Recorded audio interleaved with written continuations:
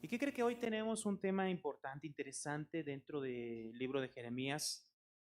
Pero yo creo que es interesante también lo que vamos a ver el día de hoy respecto a nuestras vidas cotidianas, sobre todo lo que hoy a través de la palabra vamos a fortalecer es obviamente nuestra vida de fe, que sin duda, hermanos, está sobre ataque siempre. Y ese ataque que viene a nuestras vidas viene en dos sentidos. Siempre viene en un sentido eh, externo, externo y en un sentido interno. Pero al final esos dos ataques que vienen hacia nosotros, tanto externos como internos, se fusionan al final dentro de nosotros y nos dicen algo siempre. Ese ataque es sobre la prosperidad, sobre el estar bien, sobre el tener, ah, el tener más que otros, el, el no enfermarnos. Todas esas cosas, quieran o no,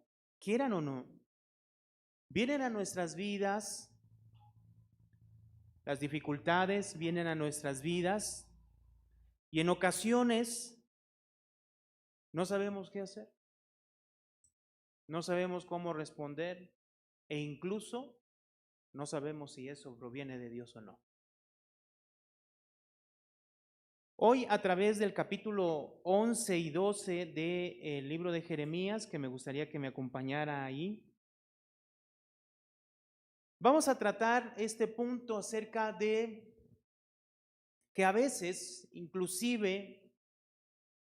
teniendo, escúcheme, teniendo una relación personal con Dios activa, si lo puedo decir así, ¿sí? Que activo, quiero decir con activo que sea una relación personal con Dios, que sea constante, ¿no? Que no solamente se base en los momentos en el que estamos aquí reunidos, inclusive cuando tenemos esa relación personal con Dios, puede ocurrir que dudemos a veces de las cosas por un pequeño momento, del por qué estamos viviendo como estamos viviendo, del por qué estamos padeciendo lo que estamos padeciendo, no vemos mejoría.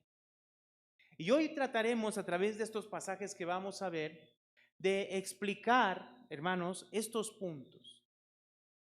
El creyente puede sufrir, es voluntad de Dios que el creyente sufra persecución, que en ocasiones dude de esas cosas que el Señor está diciendo, que pregunte a Dios, Señor, ¿por qué ciertas circunstancias? Y me gustaría darle lectura a Jeremías capítulo 11, verso 18, hasta el capítulo 12, verso 6. Es el pasaje que meditábamos el día de hoy. Jeremías capítulo 11, verso 18, hasta el capítulo 12, verso 6. Dice así la palabra del Señor, yo lo leo, sígalo con su vista, dice, y Jehová me lo hizo saber, y lo conocí entonces, y lo conocí.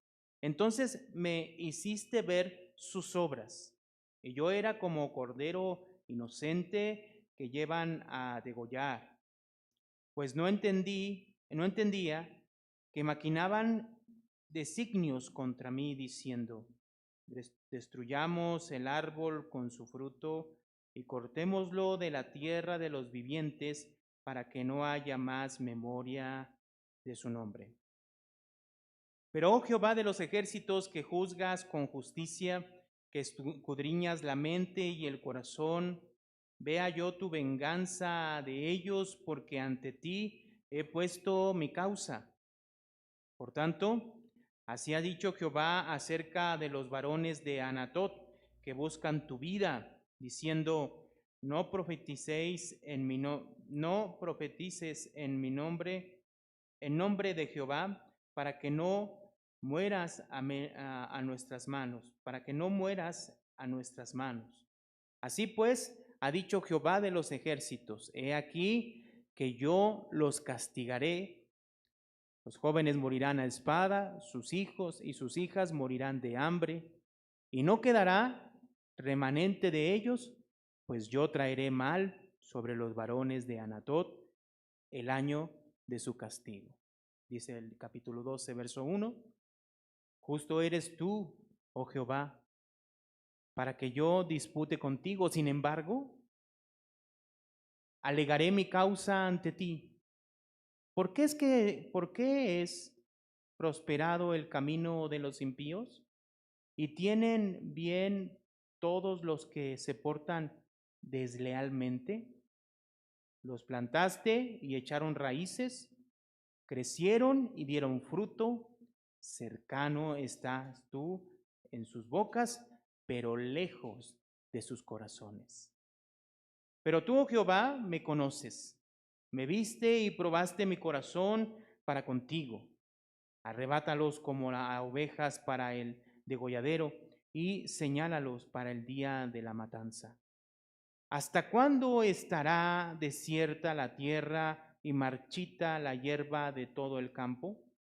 Por la maldad de los que en ella moran, faltaron los ganados y las aves, porque dijeron, no verá Dios nuestro fin. Si corriste con los de a pie y te cansaron, ¿cómo contenderás con los caballos? Así en la tierra de paz no estabas seguro. ¿Cómo harás en la espesura del Jordán? Porque aún tus hermanos y la casa de tu padre, aún ellos se levantaron contra ti, aún ellos dieron gritos en pos de ti. No los creas cuando bien te hablen. Oremos, hermanos. Señor de los cielos y de la tierra, delante de tu presencia estamos, Padre. Señor, te pedimos en esta hora que la obra de tu Espíritu Santo esté en la vida de cada uno de nosotros. Háblanos, habla a nuestros corazones, habla a nuestras vidas. Queremos, Señor, aprender de tu palabra, queremos conocerte, la forma en que obras, Señor, sin duda, en nuestras vidas y aquí, Señor, a través de tu palabra. Señor, alumbra los ojos de nuestro entendimiento. Queremos conocerte. En el nombre de Cristo Jesús. Amén y amén. Muy bien. Mire, durante los 11 capítulos que llevamos, 12 capítulos que llevamos, el mensaje que trae Jeremías es un mensaje de destrucción. Es un mensaje donde menciona que el pueblo de Israel ha pecado, el pueblo de Judá. Y al pecar y no arrepentirse, Dios ha traído y ha juzgado a Judá y ha señalado a Judá para destruirlo. Eso es inevitable. Ya no puedes hacer nada.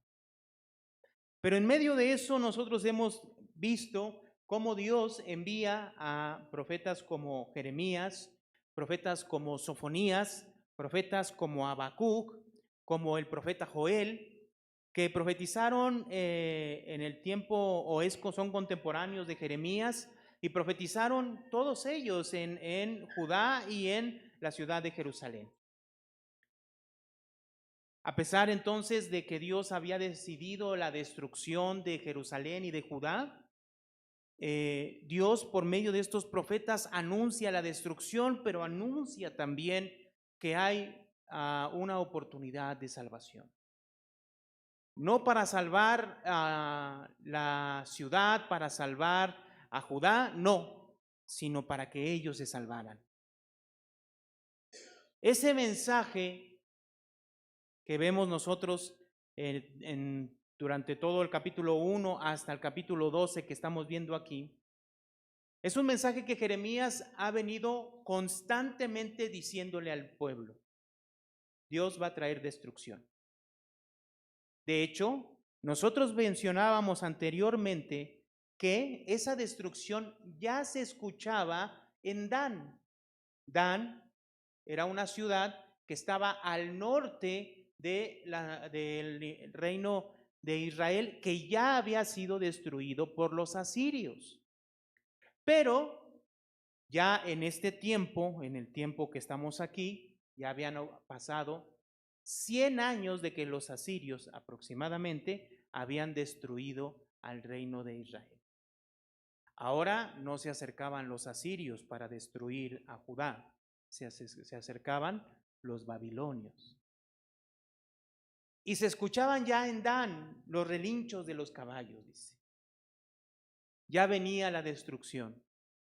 Pero en la ciudad se escuchaba por medio de los profetas y por medio de los sacerdotes que en vez de guerra, en vez de destrucción, iba a venir paz. En medio de todo eso, se forma un complot contra Jeremías. Un complot para matarlo.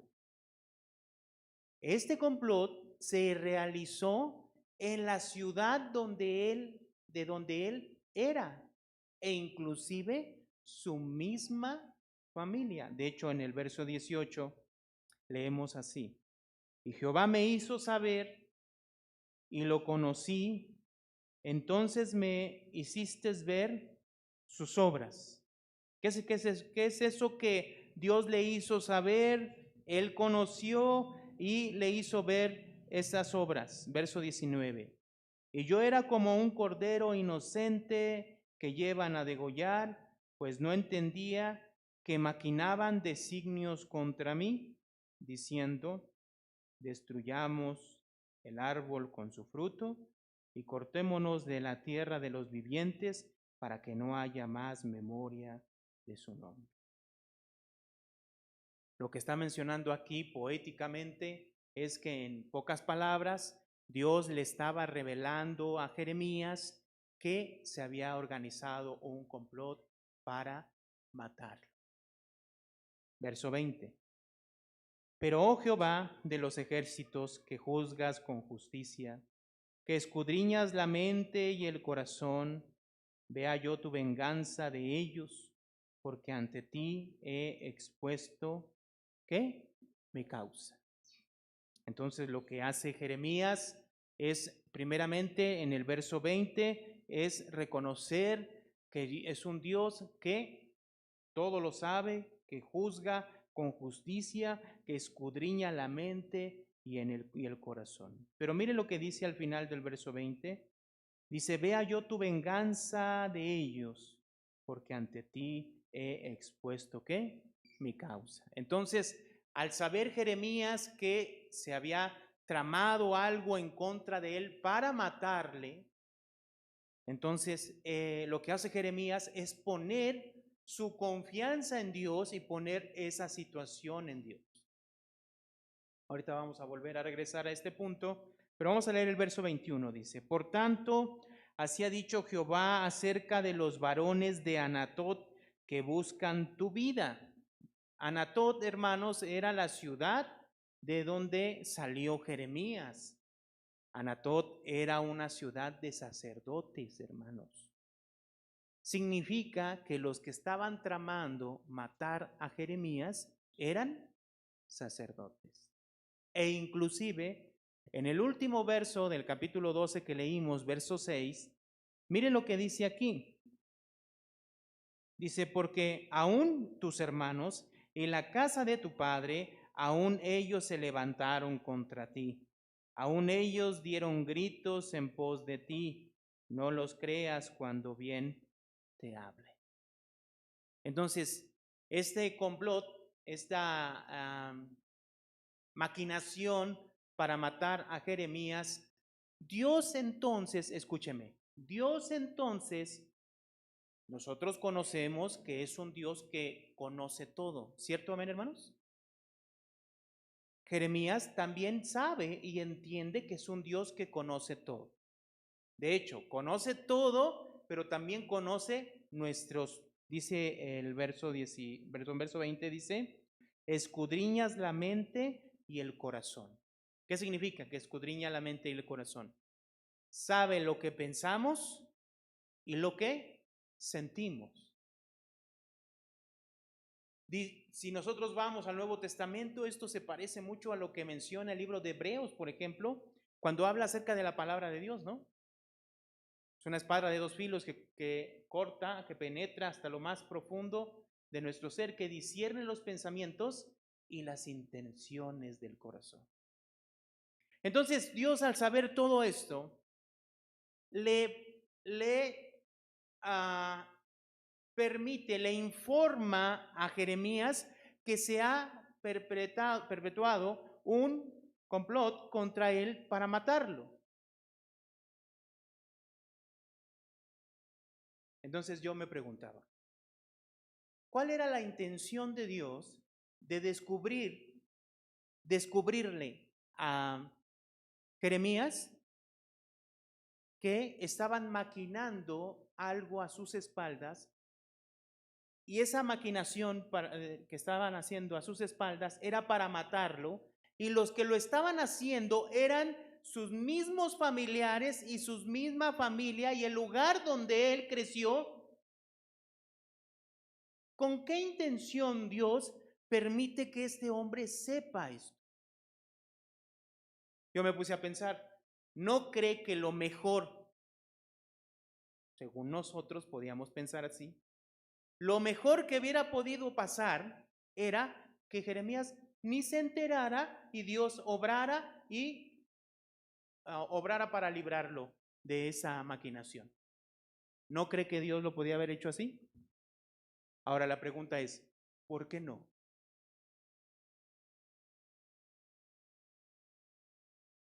¿Qué nos enseña la Biblia a través de esto, hermanos? Vuelvo a repetir, lo ideal, si nosotros podemos pensar así, es que si este hombre está sirviendo a Dios de una manera ejemplar y se está levantando incluso, se está levantando siempre en contra del pueblo, en contra de los profetas, en contra de los sacerdotes, en contra de todo el pueblo mismo. Si este hombre es un hombre de Dios que está fielmente hablando a estas personas, entonces, ¿por qué descubrir que detrás de todo hay una maquinación para matarlo e inclusive sus propios parientes estaban maquinando esto? Esto nos debe de recordar algo a nosotros, hermano. Dios está permitiendo esto en la vida de Jeremías, ¿cierto? Entonces esto nos debe de hacer pensar lo siguiente. Nos debe de llevar a pensar lo siguiente. Una persona que está fielmente buscando a Dios, fielmente haciendo la voluntad de Dios, fielmente buscando la dirección de Dios y está siendo usado por Dios, se pueden levantar en su entorno, alrededor de él, situaciones adversas que vengan a su vida. ¿Sí me explico, hermanos? Esto que viene aquí va en contra de a veces toda la filosofía que hoy en día vemos acerca del cristianismo, donde hoy en día se enseña que tenemos un Dios que va a cumplir tus sueños y que todo tiene que ser color de rosa. Pero no es así. No tan solo vemos la persecución, hermano, de Jeremías, porque si nosotros vemos a todos los profetas, hermanos, ¿qué pasó con todos los profetas? Fueron muertos y perseguidos, ¿o no, hermanos? Sí. ¿Sí me explicó? Entonces, ¿qué podemos entender nosotros? En primer lugar, entendemos que estas personas que estaban sirviendo a Dios también, hermanos, padecieron persecución. Persecución de muerte. Ahora, si nosotros vamos al Nuevo Testamento, encontramos un texto como por ejemplo ahí en Segunda de Timoteo, capítulo 3. Segunda de Timoteo, capítulo 3.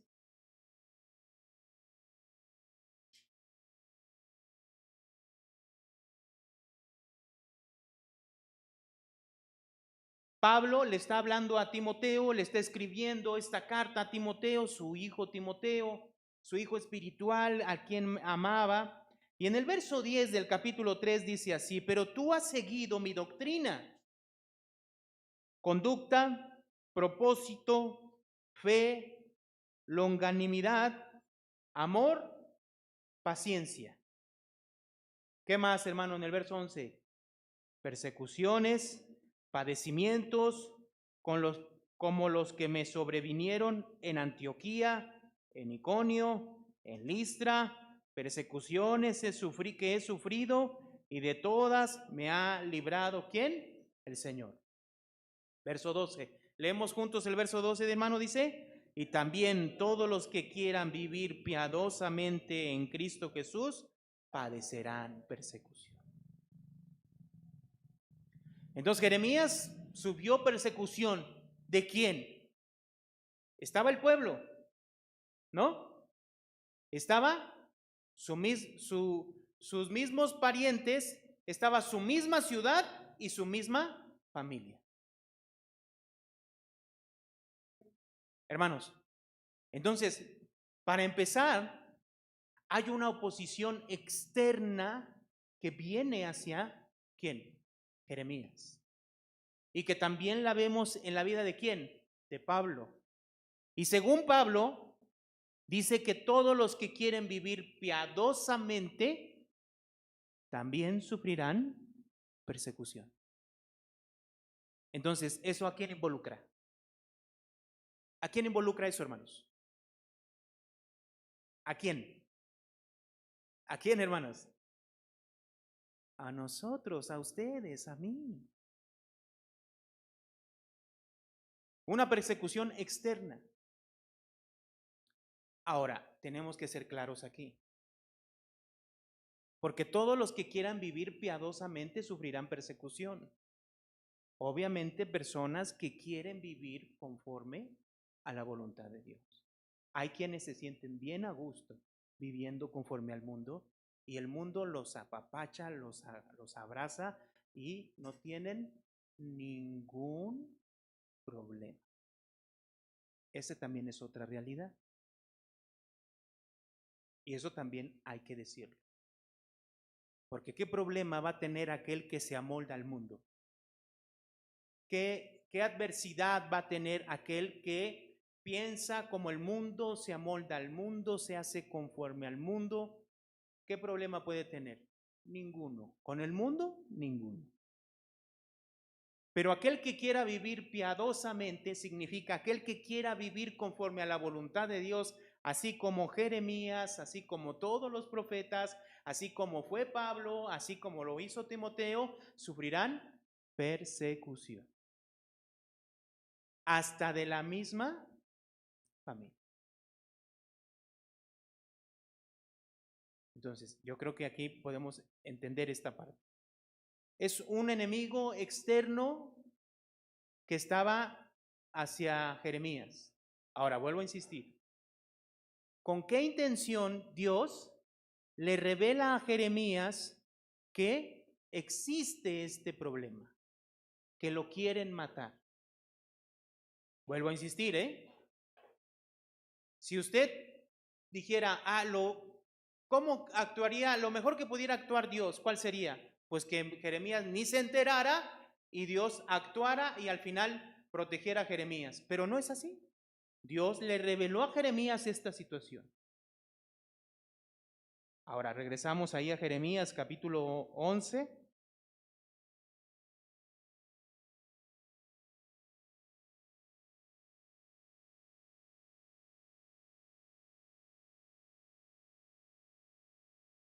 Verso 21 dice: por tanto, así ha dicho Jehová acerca de los varones de Anatot que buscan tu vida, diciendo: no profetices en nombre de Jehová para que no mueras a nuestras manos. O sea, ¿qué era lo que ellos querían, lo que estaban diciéndole a Jeremías?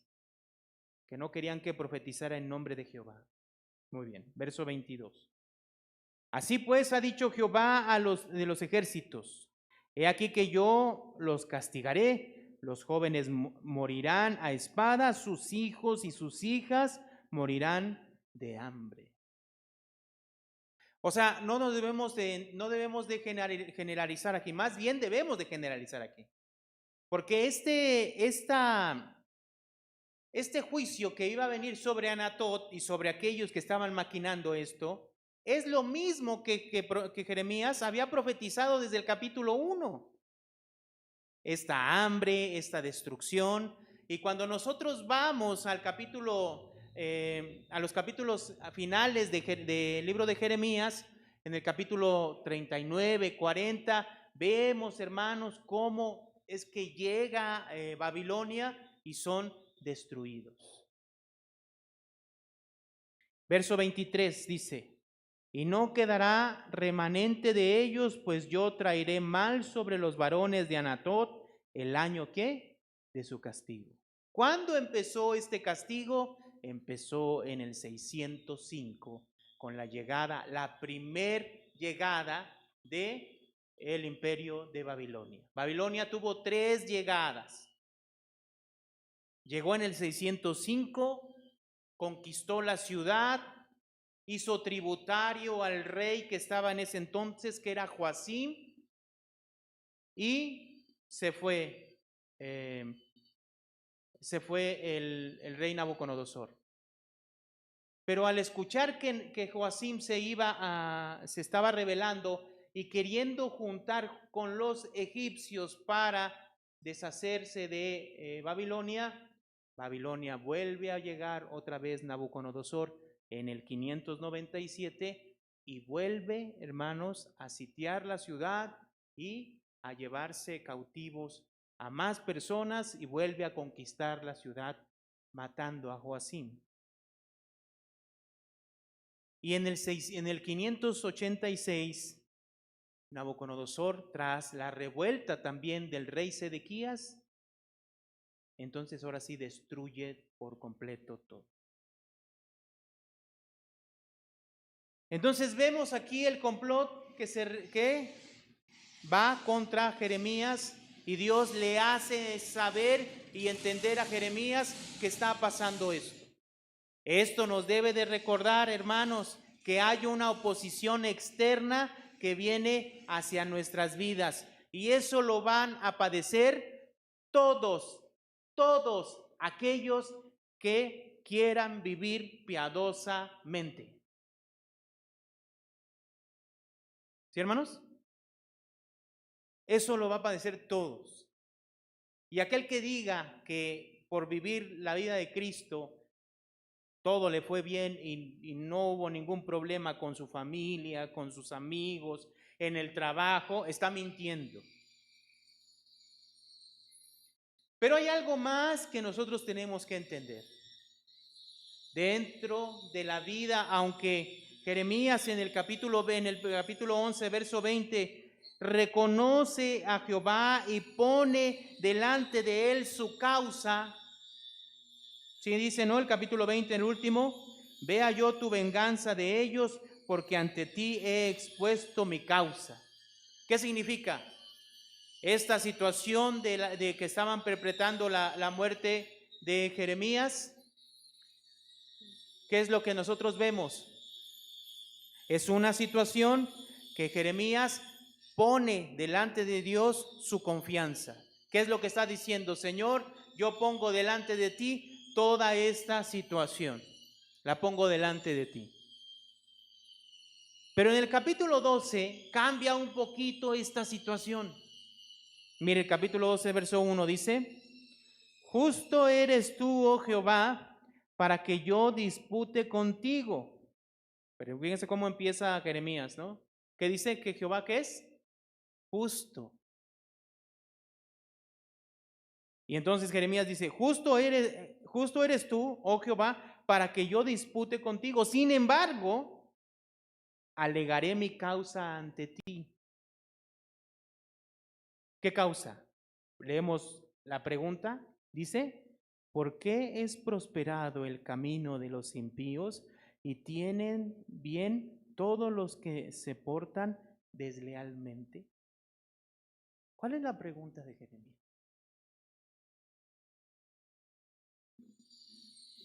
¿por qué prosperan el camino de los impíos y tienen bien todos los que se portan deslealmente? O sea, ¿qué significa? ¿Qué está diciendo Jeremías? Está diciendo que él está mirando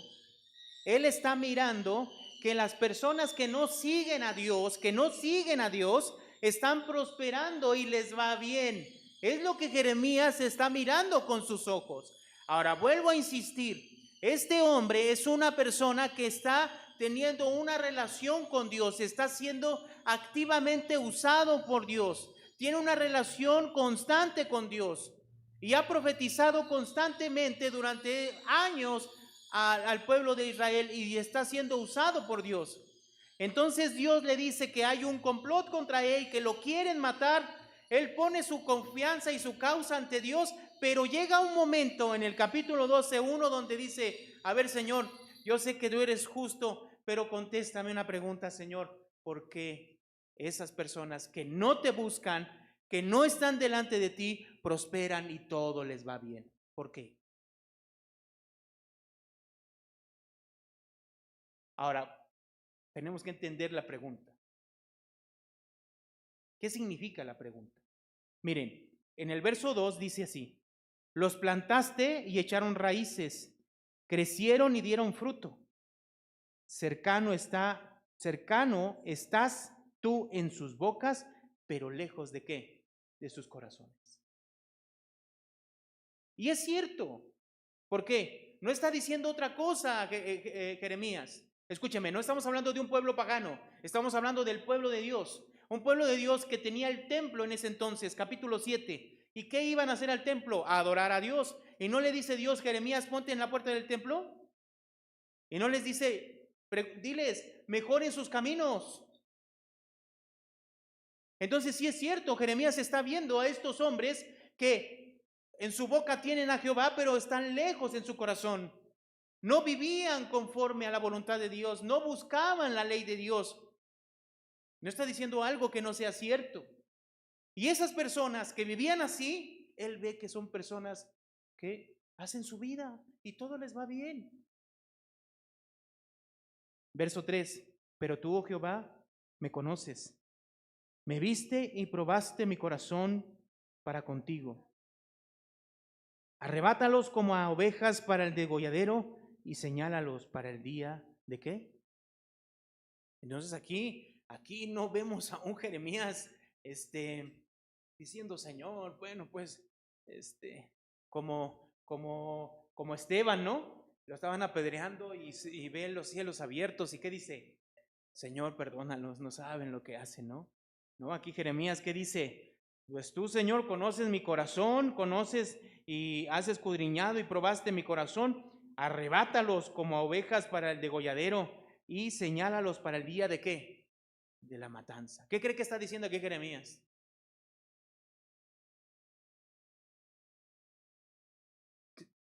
Vuelvo a insistir, es un hombre que está viviendo conforme a la voluntad de Dios, sí, pero al final es un hombre, ¿o no?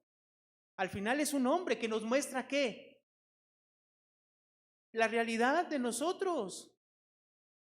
Es la realidad de nosotros. Señor, si los vas a matar y si viene la destrucción, pues que sea ya. ¿No es lo que está diciendo?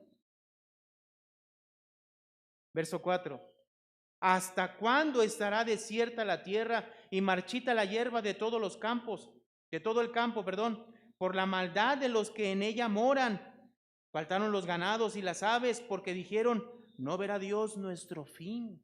¿Hasta cuándo estará así este mundo por la maldad de la gente? ¿Hasta cuándo? Hermanos, yo les he dicho que hay cuatro profetas que profetizaron contemporáneamente en el tiempo de Jeremías. Les dije que Sofonías es uno y les dije que Habacuc es otro. Bueno, vamos a Habacuc, búsquelo.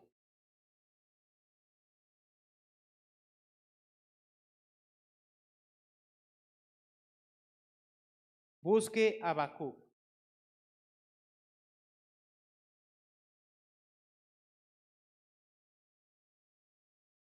capítulo 1, verso del 2 al 4, dice así. Bueno, desde el 1 dice, Habacuc, capítulo 1, verso del 1 al 4. La profecía que vio el profeta Habacuc. Y mire cómo comienza. ¿Hasta cuándo, oh Jehová, clamaré y no oirás? Y daré voces a ti a causa de la violencia y no salvarás. ¿Quién también preguntó y dijo, ¿hasta cuándo? ¿Quién? Jeremías, ¿no? ¿Hasta cuándo va a estar así la tierra por causa de los pecadores? Ahora mire Habacuc. ¿Hasta cuándo, oh Jehová, clamaré y no oirás? Y daré voces a ti a causa de la violencia y no salvarás. ¿Por qué me haces ver iniquidad y haces que vea molestia?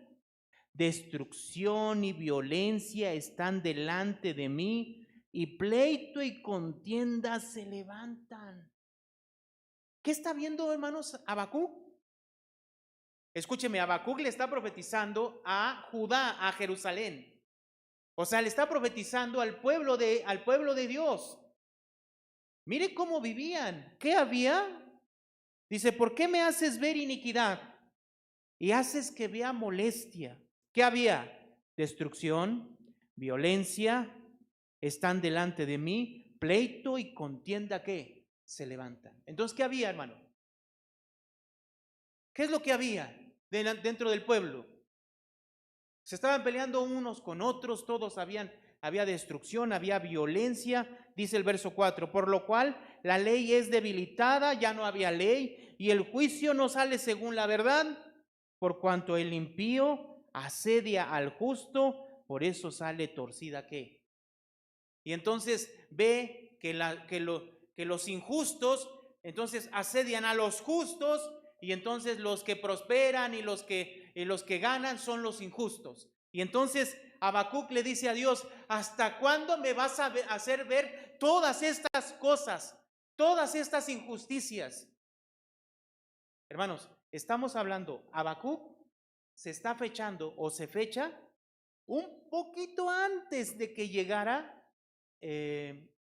a Babilonia. Porque la respuesta de Dios a Habacuc, miren lo que dice el verso 5. Mirad entre las naciones y ved y asombraos, porque haré una obra en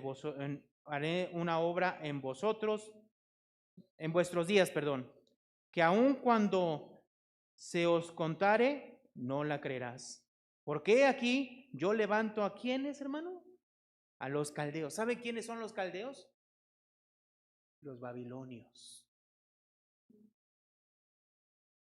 Entonces Jeremías capítulo 11 y 12 se fechan aproximadamente en los últimos 3 años antes de que llegue Babilonia, o sea, 608, 607, 606, 605.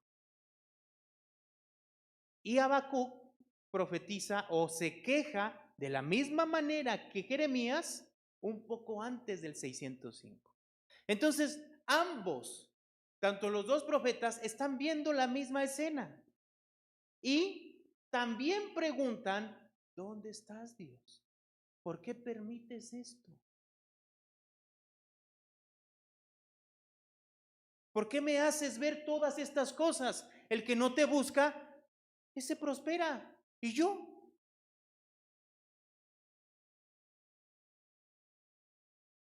¿No es lo que le está diciendo Jeremías? ¿No es lo que le está diciendo Habacuc a Dios? Ahora, tenemos que entender esto. Tenemos que entender a Jeremías. ¿Por qué pregunta esto Jeremías? ¿Por qué? ¿Por qué lo pregunta? Y esto nos va a ayudar también a nosotros, hermanos. Jeremías viene, hermanos, hasta este momento aproximadamente, viene profetizando ya 20 años, ya aproximadamente aquí en el capítulo 12, ya tiene 20 años profetizando, aproximadamente. ¿Y qué profetizaba Jeremías? ¿Cuál era lo que Dios le estaba diciendo que profetizara? Destrucción, viene destrucción. ¿O no, hermanos? Entonces, viene aquí y Dios le dice, ¿te quieren matar? Hay un complot, inclusive tu familia misma está comploteando contra ti, de que te quieren matar.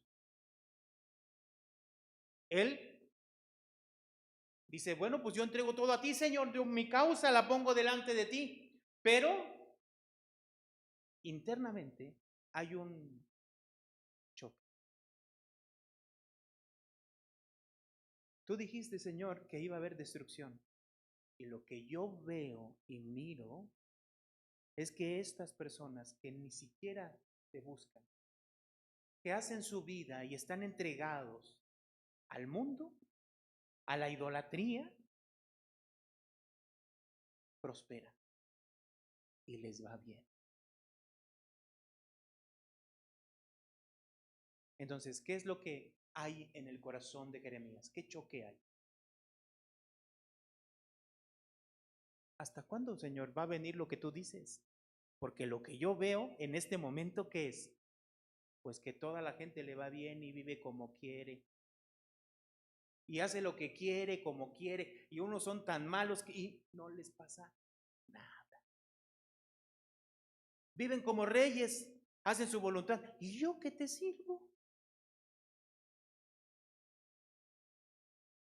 Yo sé que a usted no le ha pasado. Yo sé que a usted no le pasa esto. Pero déjeme decirle que es muy común. Por ejemplo, yo sí puedo reconocer que hay ocasiones que sí piensa uno eso. Y vuelvo a insistir, en el caso de Jeremías, era una persona que estaba teniendo una relación con Dios activa. Escúcheme, hermano. Ahora, no estamos juzgando a Jeremías. ¿Por qué? Porque somos humanos y entendemos esto.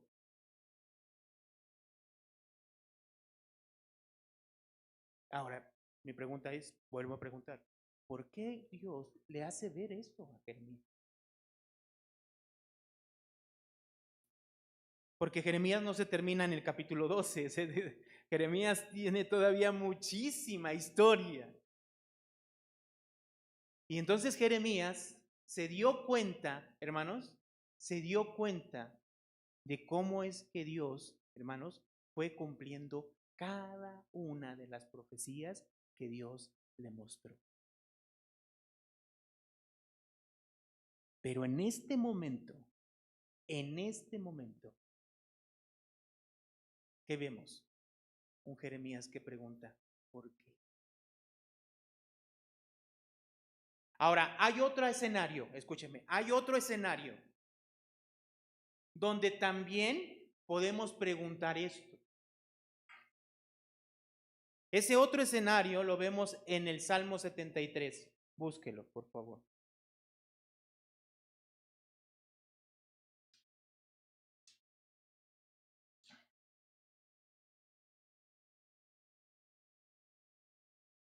Salmo 73. Mire cómo empieza este Salmo 73. Es un salmo, es el Salmo de Asaf, dice. Verso 73:1 dice: Ciertamente es bueno Dios para con Israel, para con los limpios ¿de qué? De corazón.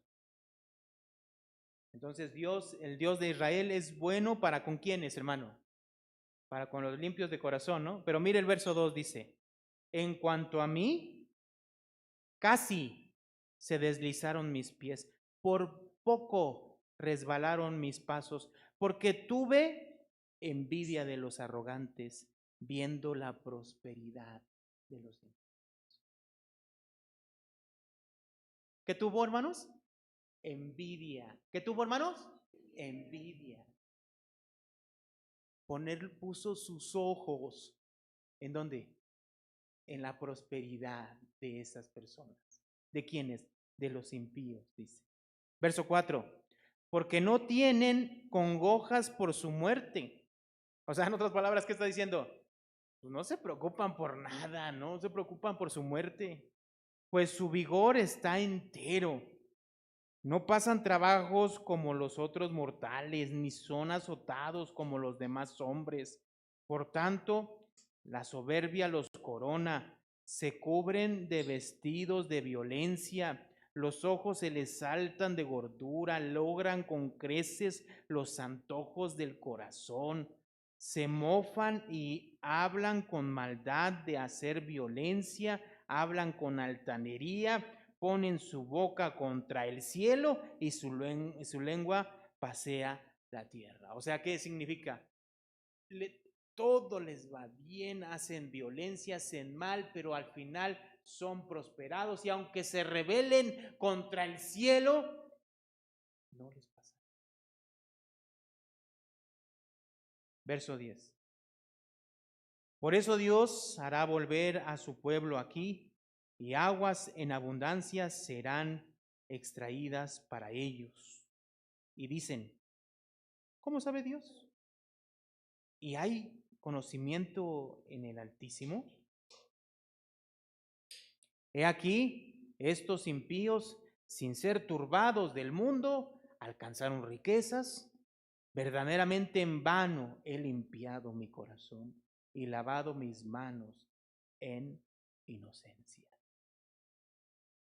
¿Qué es lo que está pasando aquí? ¿Qué vemos? Primero dice, casi me resbalo por poco. ¿No dice? ¿Por qué? Porque tuvo envidia viendo la prosperidad de los impíos. Y es que en realidad, hermanos, el mundo nos muestra una cara muy deseable, ¿o no es así?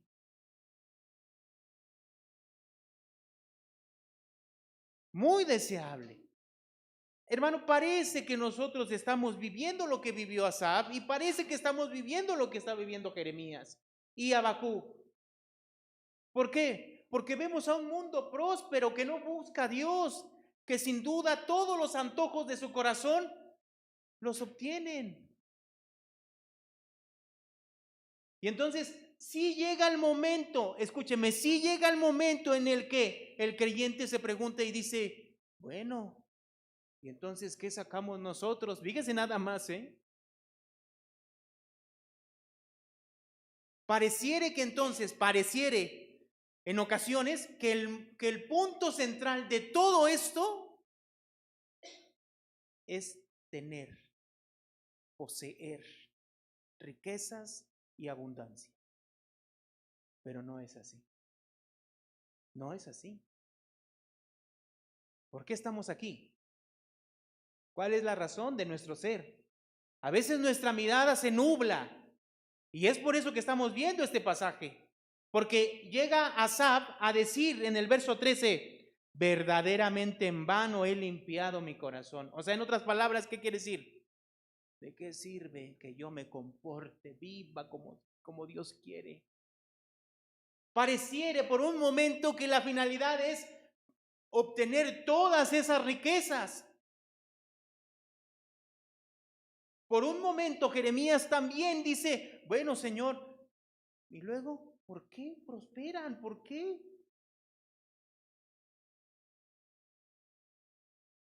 Dice el 13 al último, y lavado mis manos en inocencia. ¿Por qué vivo de esa manera buscando la santidad? En otras palabras, verso 14. Pues he sido azotado todo el día y castigado todas las mañanas. Si dijera yo, hablaré con ellos, he aquí, a la generación de tus hijos se engañaría. Cuando pensé para saber esto, fue duro trabajo. ¿Qué? Para mí. O sea, ¿qué significa esto?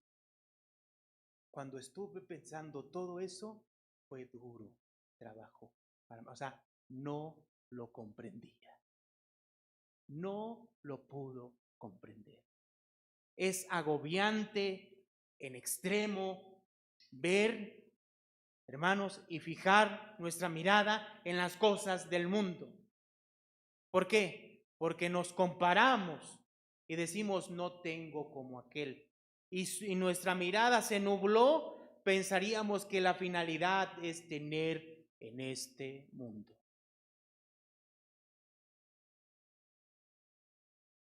verso 17.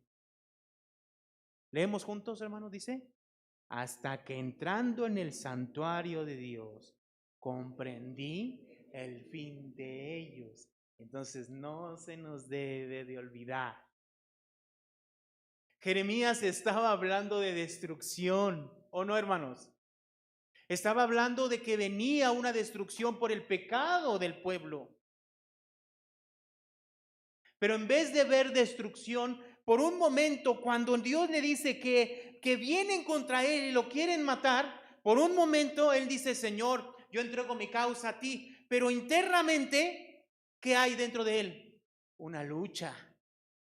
Y dice, ¿por qué en vez de ver destrucción y la destrucción que dice, Señor, lo que veo yo en realidad es que están contentos, alegres, les va bien, todo les sonríe, todo, no se enferman, tienen todo lo que desean, etcétera? Así como lo dice Asaf.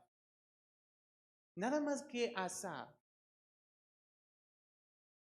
hermanos, lo dijo en un sentido. ¿En qué sentido? Lo dijo fuera de una relación con Dios. Hasta que entré en el santuario. ¿Qué significa eso? Hasta que me acerqué a Dios, hasta que tuve esa oportunidad de acercarme a Dios. ¿Sí se explica? Sin en cambio, Jeremías, él tenía una relación constante, pero aún así hubo una fracción, un momento en el que dijo, Señor, entonces, ¿si es cierto que viene destrucción o en realidad no? Porque mira cómo viven. Hermanos, ¿qué es lo que dice la Biblia que va a venir sobre este mundo? Juicio y destrucción. ¿Pero qué ve usted? Dígame qué ve usted. Dígame qué ve todos los días. Que el mundo da vueltas, siguen los días y los días, pasan las horas. ¿Y el mundo cómo está? Viviendo su vida. Y las personas que no buscan a Dios y que están en contra totalmente de Dios, ¿qué son? Prosperadas. ¿O no? Pero cuando Asaf mira eso, él dice, cuando entré en esa relación con Dios, entonces me di cuenta de qué. ¿De qué, hermanos? Comprendí el fin de ellos. ¿Cuál es el fin de ellos? Juicio, destrucción. ¿Y qué promete Dios para aquellos que vivimos y confiamos en Él? Vida eterna. Una vida que trasciende más allá de este mundo. ¿O no, hermanos? La cual ya disfrutamos porque tenemos nosotros la obra del Espíritu Santo obrando en nosotros. Es una probadita pequeña, pero es esa probadita la que nos hace entender cuán grandioso es lo que viene.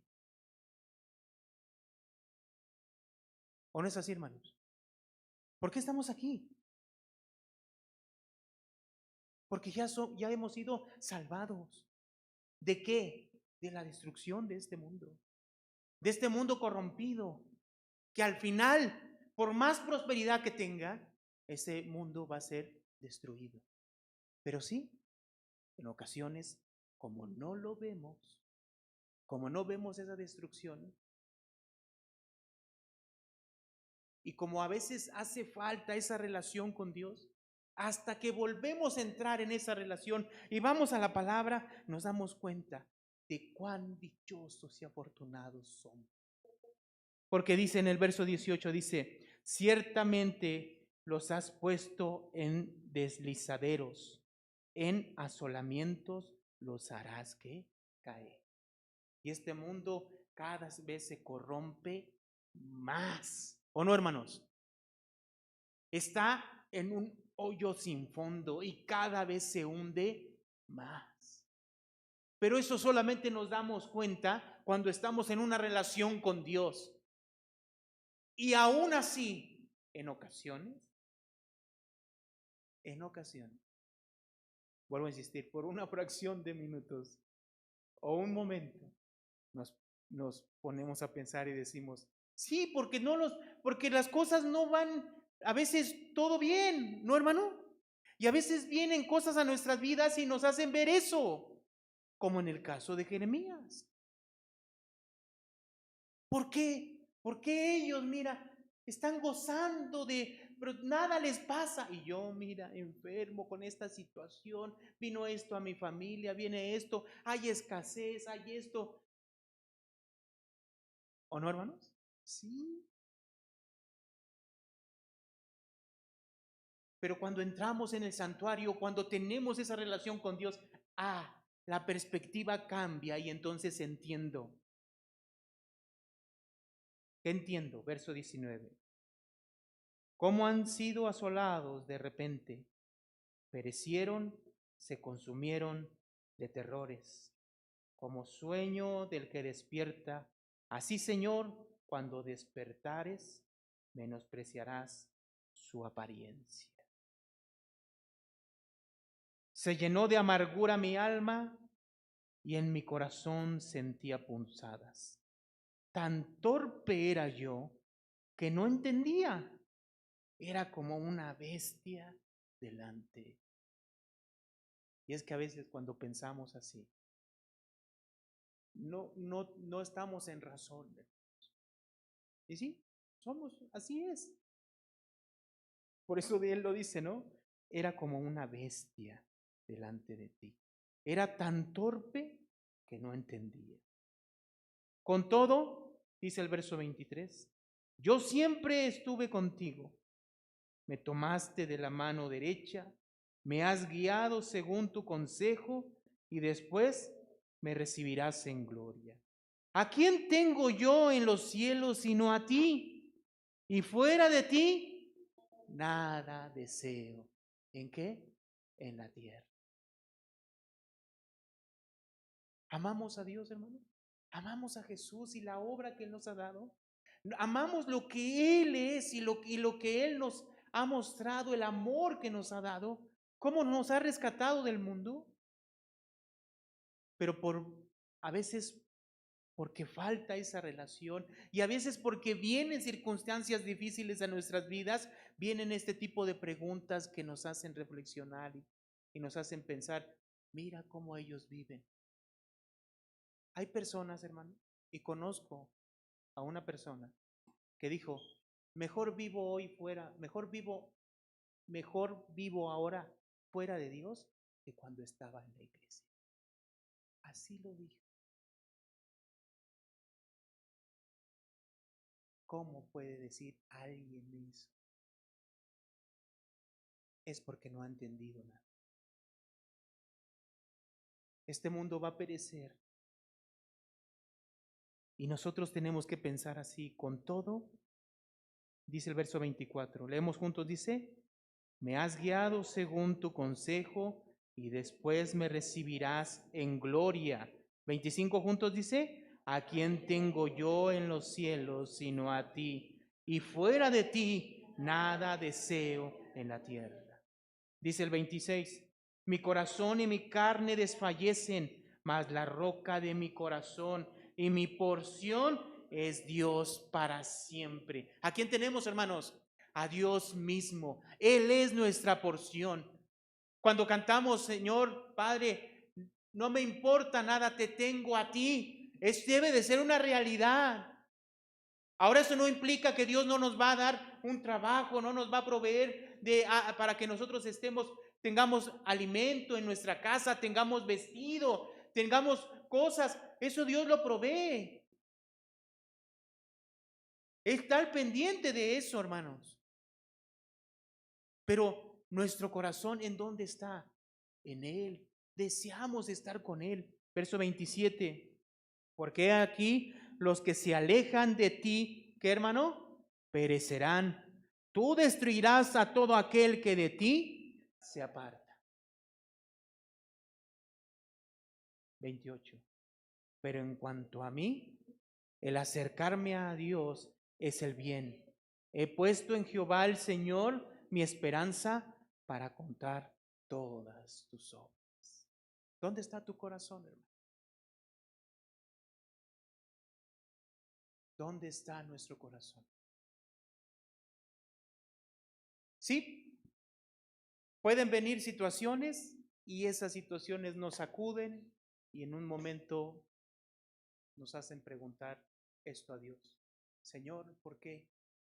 Mira, mira mi vecino cómo vive, mira las personas cómo viven, mis hermanos, mis tíos, mis familiares cómo viven y son bien prósperos y son bien felices y todo les va rete bien. Y mira yo, Señor, y eso es aún estando en Dios. ¿Por qué esas cosas nos sacuden? ¿Se entiende por qué esas cosas vienen y nos sacuden a nuestras vidas? Y en ocasiones esa pregunta se ocasiona cuando estamos lejos de Dios, cuando no tenemos esa relación con Dios. Pero cualquiera que sea la situación, debemos de regresar a esa comunión con Dios y entender cuál es el fin del mundo. Y cuán afortunados y bienaventurados somos de que Dios nos haya llamados por su gracia y misericordia. Y lo que tenemos en Él, hermano, lo que tenemos en Él. Amén, hermano.